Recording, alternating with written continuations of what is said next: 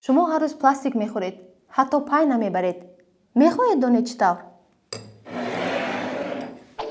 به صحیفه ما عضو نشوید. حالا میگوییم.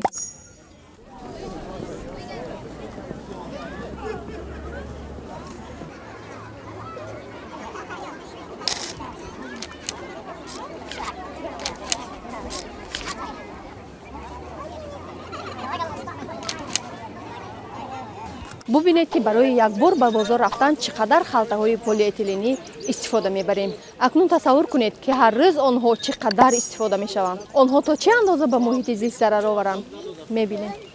هر سال در جهان 5 تریلیون خلطه‌های پلاستیکی استفاده می‌شوند. این 160,000 خلطه در یک ثانیه میباشد. مهلت میانه استفاده آنها همگی 12 دقیقه است. بعد از آن به پرتو تبدیل می‌یابند. ولی صدها سال لازم است تا آنها پوسیده به ذره‌چه‌های خرد تبدیل یابند. اگر چیزی تغییر نیابد تا سال 2050 مقدار پلاستیک در روی زمین به 12 میلیارد تن میرسد.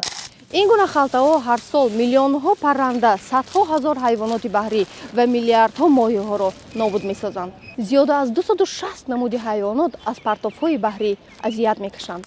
اما مسئله تنها در افلاس‌شوی اقیانوس‌ها نیست. پلاستیک به ذره‌چه‌های خرد تبدیل می‌یابد که آنها را دیدن غیر امکان است. ولی آنها الکی در آب و خوراک و حتی در ارگانیسم ما موجودند. تصور کنید که این میکروپلاستیک ذره‌چه‌های خردی به چشم ناعیان است. ولی در اطراف ما خیلی زیادند. عالمان میکروپلاستیک را در شش، خون و حتی در معده انسان پیدا می‌کنند. آن می‌تواند باعث التهاب گردد و خطر بیماری‌های دیر باز در بدن جایگیر شده را زیاد نماید. پس چه باید کرد؟